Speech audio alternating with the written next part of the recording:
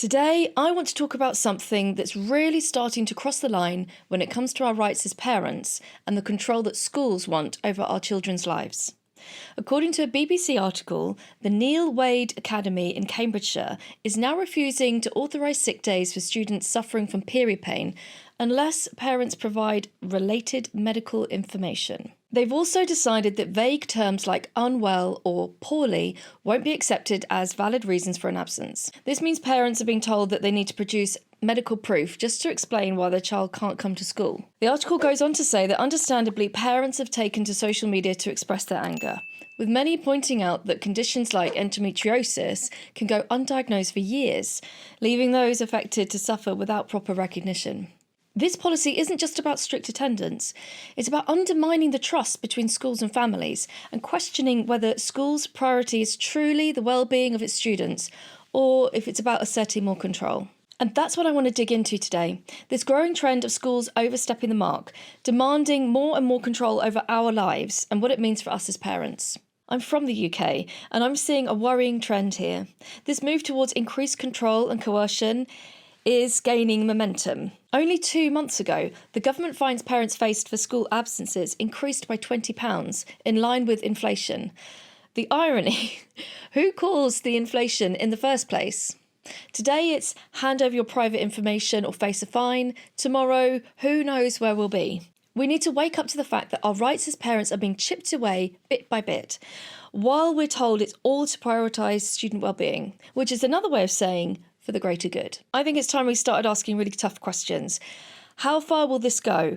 And how much control over our children's lives are we willing to give up? As a former NHS worker, I've always believed in one simple thing: informed, uncoerced consent. But when schools start acting like they know better than parents, when they demand that we hand over our children's medical records just to prove that they're genuinely ill, well, that crosses a line. And anyway, who at the school is even qualified to assess medical records? What medical training do they have? They now presume to make a judgment on a medical presentation. Isn't that what doctors are for? They refuse to accept a simple, straightforward notification from a parent that says, "My child is unwell." Let's face it, they're basically calling you a liar. We don't believe you, so prove it. Instead, they demand medical evidence, details that no institution has any right to ask for unless they believe there is a risk of immediate severe harm, like an allergy or something. And even then, you're not obliged to actually hand it over.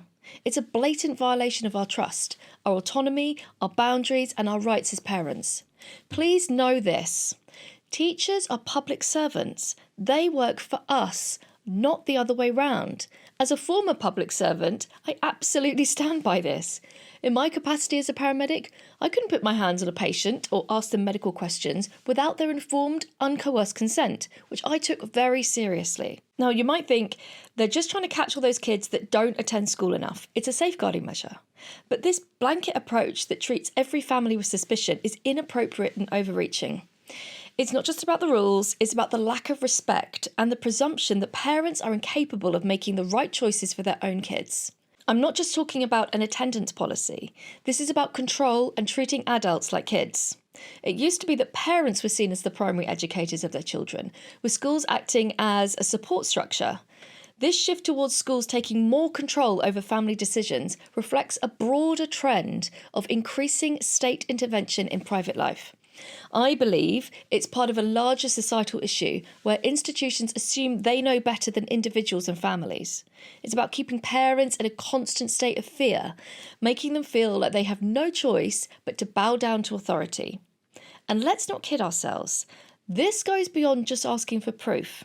It's a calculated move to intimidate us into submission. The threat of fines if we don't comply, that's coercion, plain and simple. It's forcing families to choose between their child's privacy and financial punishment. It's not right, and it's not the way schools should be treating the very people they're supposed to support. If we start allowing schools to dictate how we parent our children, if we let them invade our families' privacy under the guise of policy, then we're surrendering our power as parents.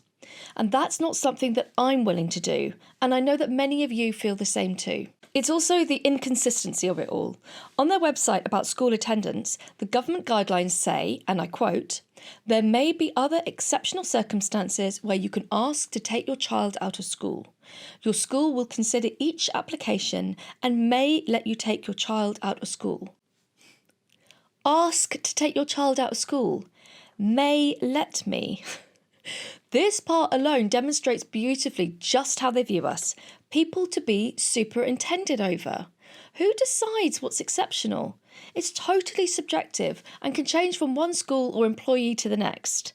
We're talking about decisions that should only be made by the people who know the child best and care about them the most, the parents, not by a faceless system with no understanding of our individual family situations. And the shameless hypocrisy of it all too.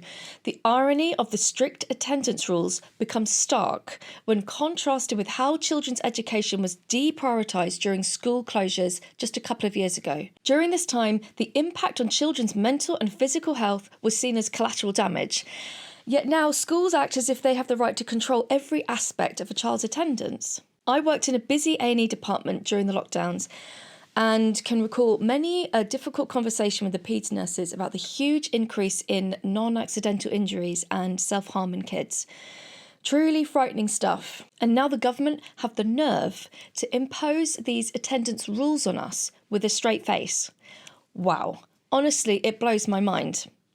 Just touching back on the period pain permission issue again, a follow-up article on the BBC website quoted Jen Moore, a woman who suffered with severe period pains as a schoolgirl. She said, "No doctor would have validated my symptoms enough to give me proof of painful periods. I was just sent away." I mean, what has it come to that we now have to get young girls to prove the extent of their menstrual pain? What do they want? A 1 to 10 pain score? Physical evidence? Because, by the way, GPs don't issue sick notes for school. By demanding medical proof for period pain, schools are ignoring the fact that conditions like endometriosis and severe menstrual pain often go undiagnosed for years. The message these policies send to young girls is clear. Your pain isn't valid unless we say it is. Think about what this does to a teenager who's already struggling with the challenges of growing up. She's been told that her discomfort, her very real pain, doesn't matter enough to be believed. And go through the humiliation of knowing that any or all of the staff at her school know her intimate medical details. In a strange way, it may encourage people to exaggerate their symptoms to be extra sure that it's convincing. This kind of dismissal is more than just negligence. It's a betrayal of our duty to protect their mental and emotional well-being. What kind of message are we sending when we refuse to take their health seriously? How can we claim to care about the mental health of pupils in schools while at the same time betraying their trust by not believing their experiences? But here's where it gets even more concerning. The idea of control and what it teaches our kids about their own rights. When schools tell our children that their pain, their personal experiences aren't valid unless someone in authority gives it a stamp of approval, it sends a dangerous message about consent and autonomy. It's teaching them that their voice isn't enough to stand on its own. This isn't just about school policies anymore. This is about raising a generation to doubt their own experiences unless they're validated by someone else. We already know about teenagers' constant seeking of external validation on social media, and that's already becoming a really big problem. And then there's the issue of data. We live in a world where everything is digitised and tracked, and the thought of our children's private medical information being stored in school systems, who knows where that data may end up? What happens if schools start tracking menstrual cycles to determine whether an absence is valid? We have to ask ourselves, what safeguards are in place to protect our children's privacy in this digital age? Or are we setting a precedent where the most intimate details of their lives are up for grabs?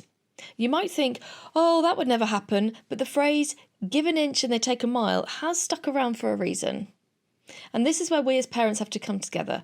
Schools should be our partners, not our overseers. Their role is to support us in raising and educating our children, not dictate or control how we parent.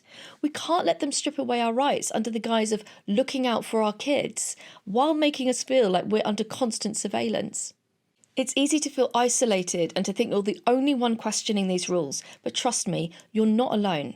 On this channel, I talk about intentional parenting. And just as you would set boundaries with your children, you need to set boundaries outside of your home too. Don't allow yourself to be dictated to. You are the primary decision maker in your child's life. This isn't about one school's policy. It's about drawing a line in the sand and saying enough is enough. How are we modelling honourable behaviour for our kids? It's a question we should be asking ourselves every day. Do we want to teach them to kowtow to bullies and intimidation for an easy life? Or to display courage and confidence in our position as protectors?